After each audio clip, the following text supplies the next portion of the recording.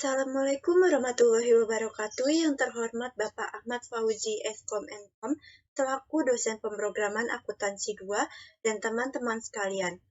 Izinkan kami untuk mempresentasikan hasil diskusi kelompok kami mengenai perancangan sistem informasi inventory barang pada PT Infinity Global Mandiri. Pertama-tama, perkenalkan terlebih dahulu anggota kelompok kami, yaitu terdapat Ike Yaurike, Sri Diana, Didik Prastio, Agung Lingga, dan saya sendiri Anissa Nota Septiana. Adapun yang akan kami presentasikan, yang pertama terdapat materi dan pembahasan serta running programnya. Yang pertama materinya, terdapat pengertian karakteristik serta daur hidup sistem, pengertian sistem informasi, pengertian persediaan, peralatan pendukung, dan black box testing. Lalu selanjutnya terdapat pembahasan. Ada 3.1 yaitu use case dan activity diagram, lalu 3.2 ERD, LRS, spesifikasi file, sequence diagram, development diagram, dan user interface. Lalu yang 3.3 code general dan black box testing. Selanjutnya akan dijelaskan oleh rekan-rekan saya. Baik, terima kasih. Perkenalkan, nama saya Sri Diana. Di sini saya akan menjelaskan beberapa materi. Yang pertama yaitu mengenai pengertian dan karakteristik daur hidup sistem. Sistem didefinisikan sebagai sekumpulan prosedur yang saling berkaitan dan saling terhubung untuk melakukan suatu tugas bersama-sama. Sistem terdiri dari 3 unsur, yaitu input atau masukan, proses, dan output atau pengeluaran. Karakteristik sistem. Yang pertama yaitu komponen, batasan sistem, environment, interface, output, proses, dan objektif. Kemudian selanjutnya yaitu daur hidup sistem. Yang pertama yaitu mengenali adanya kebutuhan. Yang kedua pembangunan sistem. Yang ketiga pemasangan sistem. Yang keempat pengoperasian sistem. Dan yang terakhir yaitu sistem menjadi usang. Baik, perkenalkan nama saya Ike Yaurike. Di sini saya akan menjelaskan mengenai pengertian sistem informasi. Menurut Gordon B. Davis dalam Lazzamuddin tahun 2013, informasi adalah data yang telah diolah menjadi sebuah bentuk yang berguna dan nyata atau berupa nilai yang dapat dipahami dalam keputusan sekarang maupun yang akan datang. Lalu menurut Tantra tahun 2012 dalam bukunya Manajemen Proyek Sistem Informasi mengungkapkan bahwa sistem informasi adalah cara yang terorganisir untuk mengumpulkan, memasukkan, dan memproses data dan menyimpannya, mengelola, mengontrol, dan melaporkannya sehingga dapat mendukung perusahaan atau organisasi untuk mencapai suatu tujuan. Baik, saya Anissa Nota Septiana akan menjelaskan tentang persediaan. Menurut Matcoms dalam tulisan Permana pada tahun 2018, inventory atau persediaan barang merupakan proses mengelola pengadaan atau persediaan barang di gudang.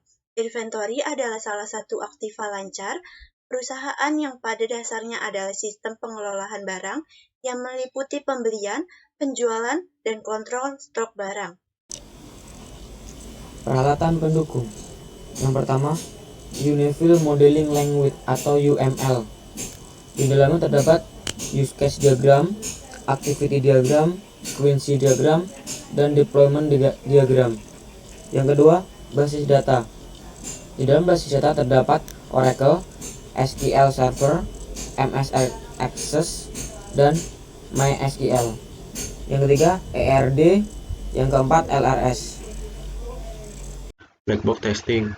Menurut Sukamanto dan Salahuddin tahun 2014, black box testing atau pengujian kotak hitam yaitu menguji perangkat lunak dari segi spesifikasi fungsional tanpa menguji desain dan kode program.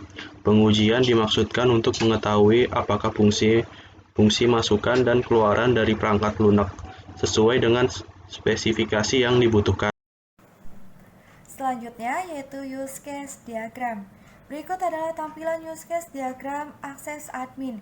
Apabila mengakses program sebagai admin, kita dapat melakukan yang pertama mengolah data barang, mengolah data supplier, mengolah data user, mengolah data perkiraan, memproses pemesanan, memproses barang masuk dan barang keluar, memproses jurnal, dan membuat laporan.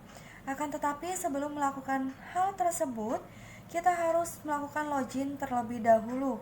Bisa dilihat, terdapat panah include yang mengarah ke kolom melakukan login system.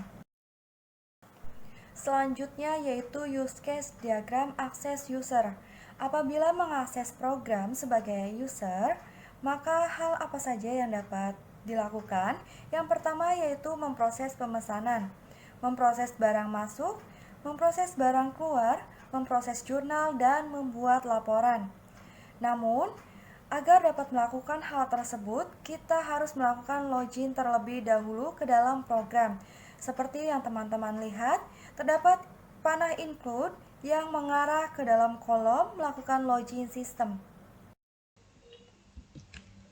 Lalu selanjutnya di sini saya akan menjelaskan mengenai activity diagram mengolah data barang.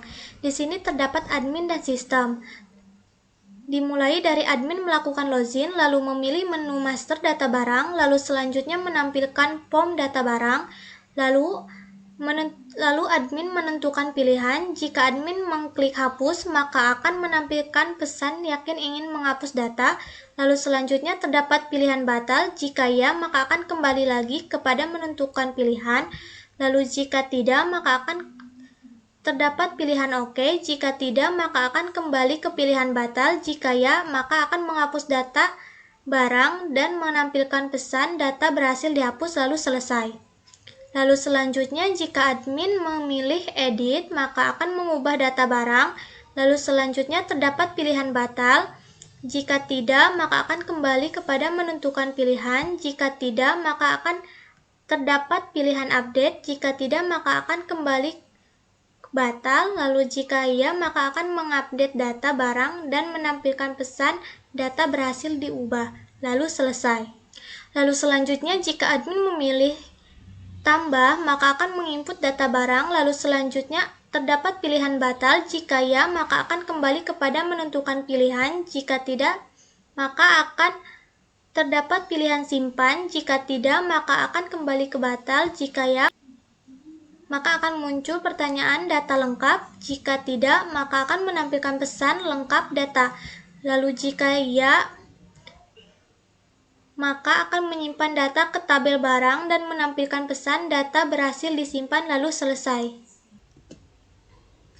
Lalu selanjutnya di sini ada activity diagram memproses barang masuk. Di sini terdapat admin atau user dan sistem. Admin melakukan login lalu memilih menu transaksi barang masuk, lalu selanjutnya sistem menampilkan form barang masuk, lalu selanjutnya admin memilih beli, lalu terdapat pilihan. Jika ya, maka akan tampil data pesanan, lalu terdapat pilihan hapus. Jika ya, maka akan menampilkan konfirmasi dan pesan yakin ingin menghapus data. Lalu terdapat pilihan OK. Jika ya, maka sistem akan menghapus data dan menampilkan pesan data berhasil dihapus, lalu akan kembali pada tampil data pesanan. Jika tidak, maka akan terdapat pilihan kembali. Jika tidak, maka akan kembali pilihan OK. Jika ya, maka akan kembali tampil data pesan. Lalu di sini jika admin memilih tidak, maka akan terdapat pilihan simpan barang masuk. Jika tidak, maka akan kembali ke pilihan hapus. Jika ya, maka akan menyimpan data barang masuk dan menampilkan pesan barang masuk berhasil disimpan lalu selesai.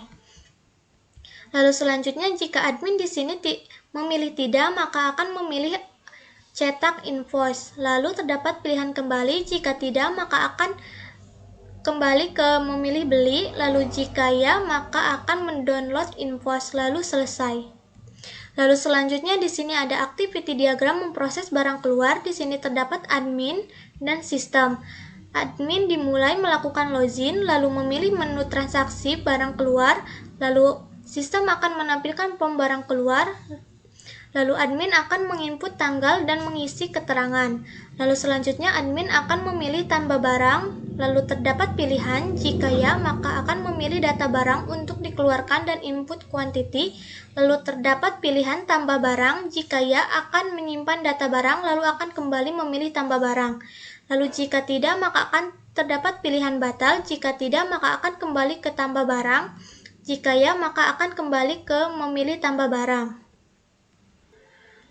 Lalu selanjutnya di sini jika admin memilih tidak, maka akan memilih hapus. Lalu terdapat pilihan. Jika ya, maka akan menampilkan konfirmasi dan pesan yakin ingin menghapus data. Lalu selanjutnya terdapat pilihan oke. Jika ya, maka sistem akan menghapus data dan menampilkan pesan data berhasil dihapus lalu kembali ke memilih tambah barang. Lalu selanjutnya jika tidak, maka akan terdapat pilihan kembali. Jika tidak, maka akan kembali ke oke. Lalu jika ya, maka akan kembali lagi ke memilih tambah barang. Lalu selanjutnya, jika admin memilih tidak, maka akan memilih simpan pengeluaran barang. Lalu selanjutnya terdapat pilihan, jika tidak, maka akan memilih tambah barang. Jika ya, maka akan terdapat pilihan data lengkap. Jika tidak, maka akan menampilkan pesan pilih item pada daftar, lalu akan kembali ke menginput tanggal dan mengisi keterangan. Lalu selanjutnya, jika admin memilih ya, maka akan menginput data pengeluaran dan menampilkan pesan data berhasil disimpan lalu selesai.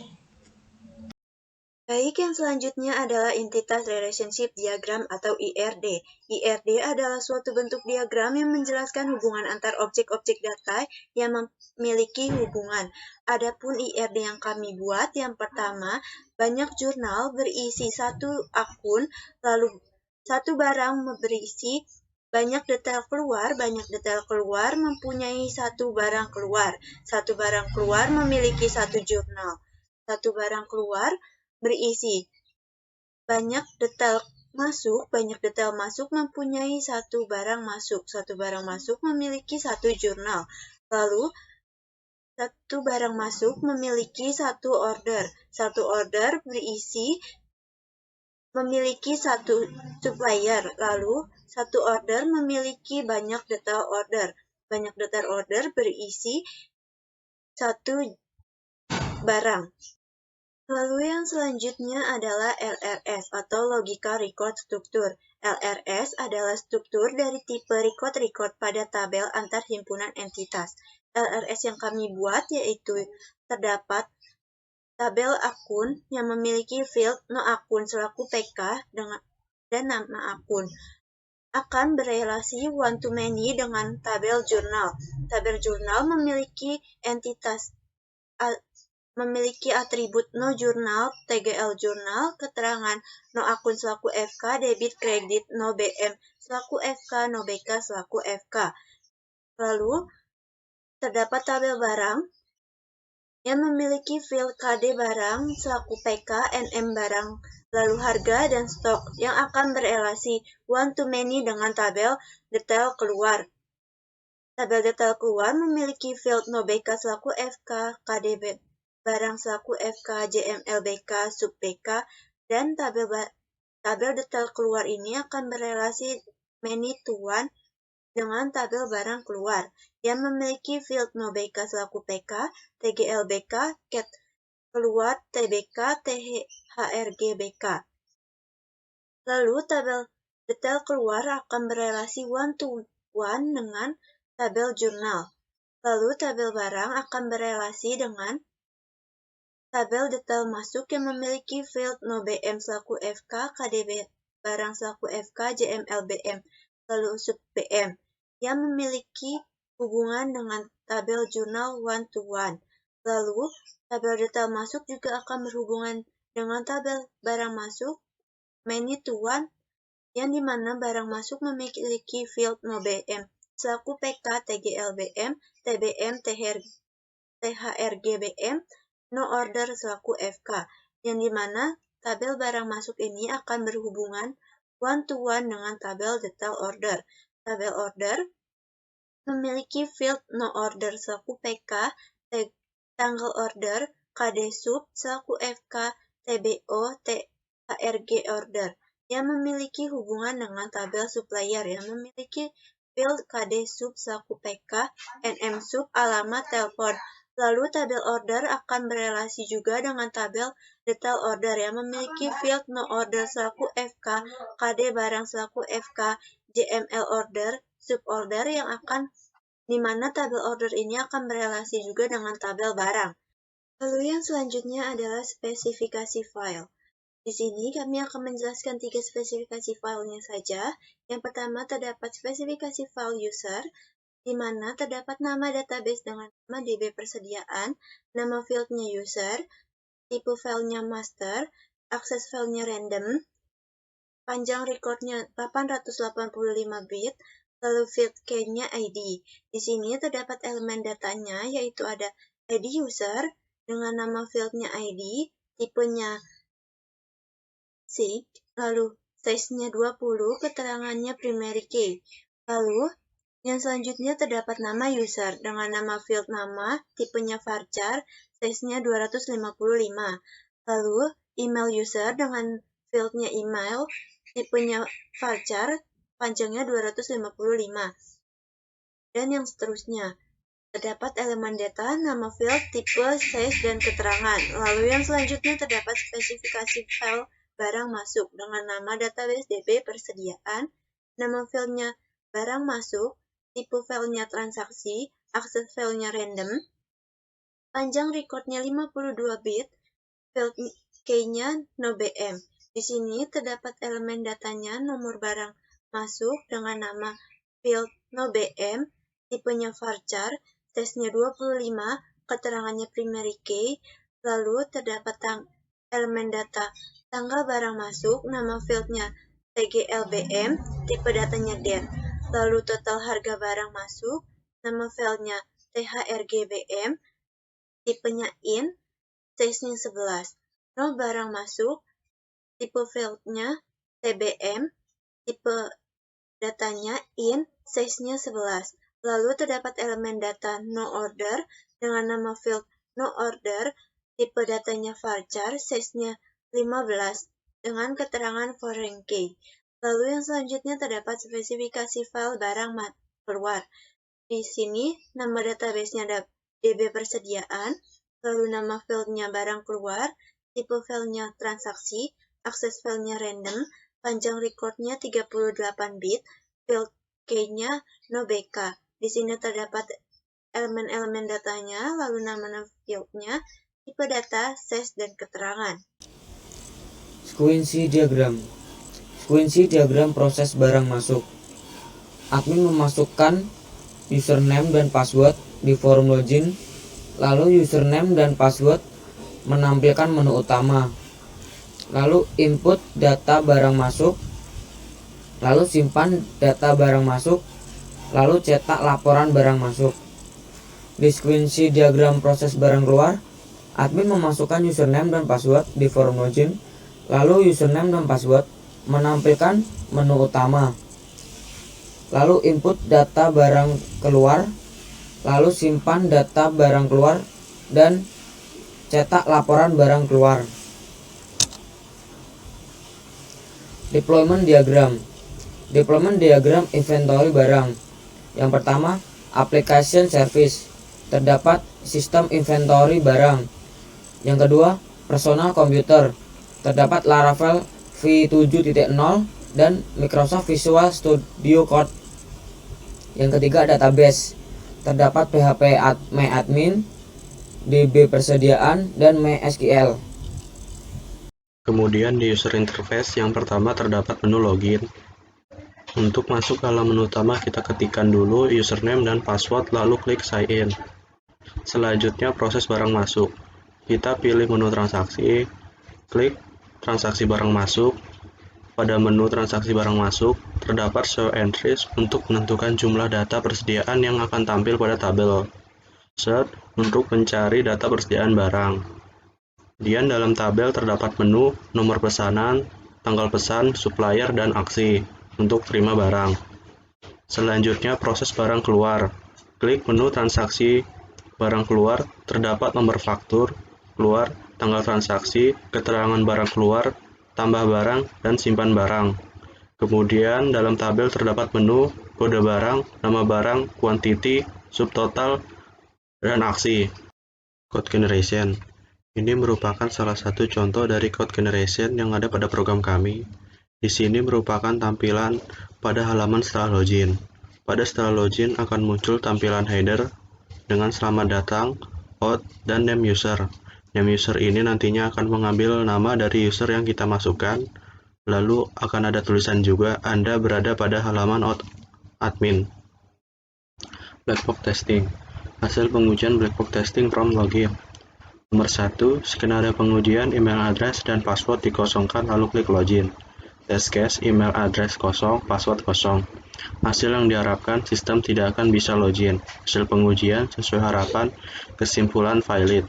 Nomor 2, skenario pengujian, email address diisi benar, password kosong, atau email address kosong dan password diisi benar lalu klik login. Test case, email address admin@gmail.com, password kosong, atau email address kosong, password diisi password. Hasil yang diharapkan, sistem akan menolak dan menampilkan pesan harap isi bidang ini. Hasil pengujian sesuai harapan, kesimpulan valid. Nomor 3, skenario pengujian, email address diisi benar, password salah, atau email address diisi salah dan password diisi benar lalu klik login. Test case, email address admin@gmail.com, password 1234, atau email address coba@gmail.com, password isi password. Hasil yang diharapkan, sistem akan menolak dan menampilkan pesan is currently do no match or record. Hasil pengujian sesuai harapan, kesimpulan valid. Nomor 4, email address diisi dengan format salah lalu klik login. Test case, email address coba dulu. Hasil yang diharapkan, sistem akan menolak dan menampilkan pesan sertakan pada alamat email coba dulu tidak memiliki Hasil pengujian sesuai harapan, kesimpulan valid. Nomor 5, email address dan password benar. Test case, email address admin@gmail.com, password isi password. Hasil yang diharapkan, sistem menerima akses lalu aplikasi akan menampilkan dashboard web. Hasil pengujian sesuai harapan, kesimpulan valid. Kemudian hasil pengujian black box testing from pesanan. Nomor 1, skenario pengujian, data belum lengkap, lalu klik simpan. Test case, data belum lengkap. Hasil yang diharapkan, sistem akan menolak menyimpan data dan menampilkan pesan data barang untuk dipesan belum ada. Input dahulu data barang atau pilih item pada daftar. Hasil pengujian sesuai harapan, kesimpulan valid. Nomor 2, skenario pengujian, data diinput lengkap lalu klik simpan. Test case, data diinput lengkap. Hasil yang diharapkan, sistem akan menyimpan data ke tabel dan menampilkan pesan data berhasil disimpan. Hasil pengujian sesuai harapan, kesimpulan valid. Nomor 3, skenario pengujian, saat data tampil klik hapus. Test case, klik hapus. Hasil yang diharapkan, sistem menampilkan pesan yakin ingin menghapus data. Jika oke, maka data akan terhapus dan muncul pesan data berhasil dihapus. Hasil pengujian sesuai harapan, kesimpulan valid. Kemudian hasil pengujian black box testing from barang masuk. Nomor 1, skenario pengujian, data diinput lengkap lalu klik simpan. Test case, data diinput lengkap. Hasil yang diharapkan, sistem akan menyimpan data ke tabel dan menampilkan pesan barang masuk berhasil disimpan. Hasil pengujian sesuai harapan, kesimpulan valid. Nomor 2, skenario pengujian, saat data tampil klik hapus. Test case, klik hapus. Hasil yang diharapkan, sistem menampilkan pesan yakin ingin menghapus data. Jika oke, maka data akan terhapus dan muncul pesan data berhasil dihapus. Hasil pengujian sesuai harapan, kesimpulan valid. Selanjutnya, terakhir, hasil pengujian black box testing from barang keluar. Nomor 1, skenario pengujian, data belum lengkap, lalu klik simpan. Test case, data belum lengkap. Hasil yang diharapkan, sistem akan menolak menyimpan data dan menampilkan pesan data barang untuk dipesan belum ada. Input dahulu data barang atau pilih item pada daftar. Hasil pengujian sesuai harapan, kesimpulan valid. Nomor 2, skenario pengujian, data diinput lengkap, lalu klik simpan. Test case, data diinput lengkap. Hasil yang diharapkan, sistem akan menyimpan data ke tabel dan menampilkan pesan data berhasil disimpan. Hasil pengujian sesuai harapan, kesimpulan valid.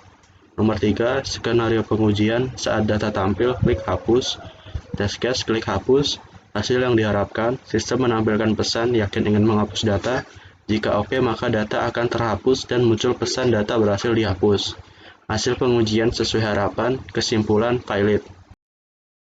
Lalu yang selanjutnya adalah kami akan merunning program yang telah kami buat tentang sistem inventory barang. Selanjutnya, saya akan menampilkan form running dari login dan register. Berikut adalah tampilan form register. Yang pertama, kita akan mengisi username terlebih dahulu. Kemudian setelah mengisi username, maka kita akan mengisi email. Kemudian setelah mengisi email, lalu kita akan mengisi password. Kemudian setelah mengisi password, kita akan konfirmasi passwordnya, kemudian klik sign up. Setelah itu, maka akan muncul tampilan sebagai berikut. Di sini saya login menggunakan akses user. Terdapat home, transaksi, dan dalam transaksi terdapat order, barang masuk, barang keluar, serta jurnal, kemudian laporan. Lalu kita akan log out. Kemudian kita akan login kembali sebagai akses admin. Berikut adalah tampilan loginnya. Kita masukkan terlebih dahulu username-nya dan password-nya, kemudian kita lakukan sign in. Kemudian berikut adalah tampilan dashboard-nya yang membedakan hanya terdapat data master pada akses admin. Di sini data masternya sendiri meliputi master barang, master supplier, master akun, master user, dan untuk transaksinya sama seperti akses user. Terdapat order, barang masuk, barang keluar, dan jurnal, kemudian laporan. Lalu selanjutnya di sini ada data master. Di dalam data master terdapat master barang, master supplier, lalu master akun, dan master user. Yang pertama kita masuk ke dalam master barang. Ini merupakan tampilan awal master barang, lalu kita klik tambah. Lalu kita masukkan kode barangnya. Kita masukkan nama barangnya.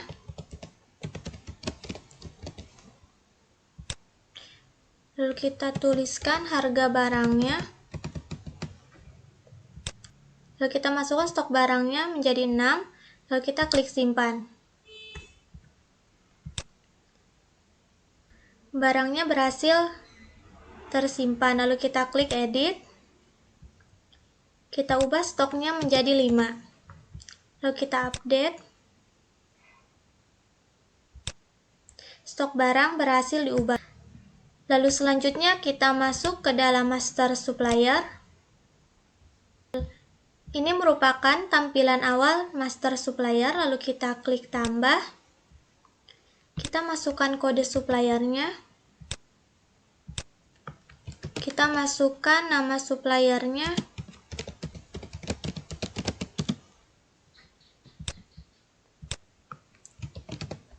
Lalu selanjutnya masukkan alamat. Lalu masukkan nomor telepon. Kita klik simpan. Data berhasil disimpan. Lalu kita edit.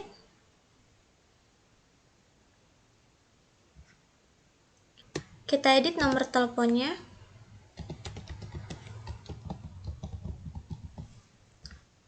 Lalu kita klik update.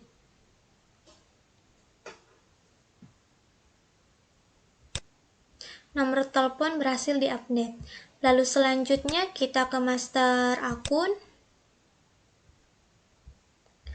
Ini merupakan tampilan awal master akun, lalu kita klik tambah. Kita masukkan kode akunnya. Kita masukkan nama akunnya piutang usaha. Lalu klik simpan.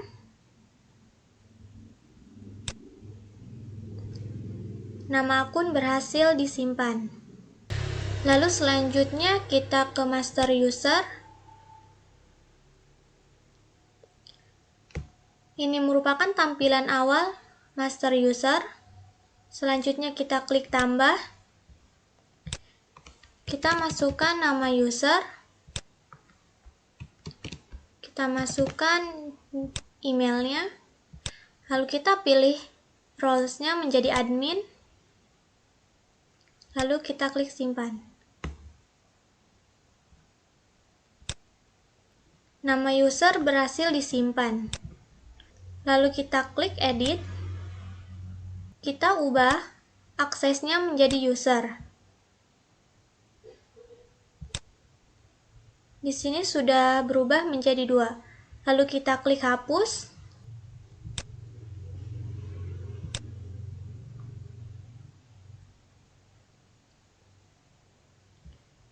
Data user berhasil dihapus.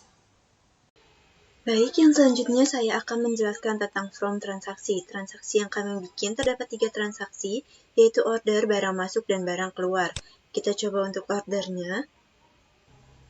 Pada transaksi ordernya terdapat nomor order, tanggal transaksi, supplier, kode barang, nama barang, quality, subtotal, dan aksi. Kita coba untuk tambah barang.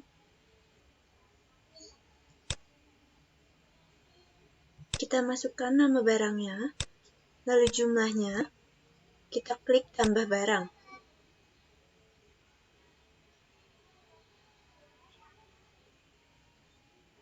Lalu masukkan nama suppliernya. Selanjutnya kita klik simpan barang.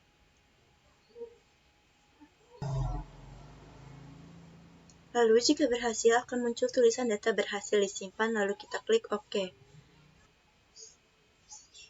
Lalu yang selanjutnya merupakan transaksi barang masuk. Pada transaksi barang masuknya terdapat nomor pesan, tanggal pesan, supplier, dan aksi. Kita coba untuk klik tambah terima barang. Di sini merupakan rincian barang yang tadi kita order, lalu selanjutnya kita klik simpan barang masuk. Lalu akan muncul pesan data berhasil disimpan, kita klik OK. Lalu yang selanjutnya merupakan transaksi barang keluar. Pada transaksi barang keluar terdapat nomor faktur, tanggal transaksi, keterangan, kode barang, nama barang, quality, subtotal, aksi. Kita coba untuk tambah barangnya. Di sini kita pilih barangnya. Kita masukkan jumlahnya, lalu kita klik tambah barang. Di sini barangnya sudah masuk, lalu selanjutnya kita masukkan keterangannya. Selanjutnya kita klik simpan barang. Lalu akan muncul tampil tulisan pesan berhasil disimpan. Lalu selanjutnya klik menu laporan. Lalu kita isikan periode transaksi semua. Kita pilih tanggal awalnya 1 dan tanggal akhirnya 30. Lalu selanjutnya klik cetak. Ini merupakan laporan order. Lalu selanjutnya laporan barang masuk.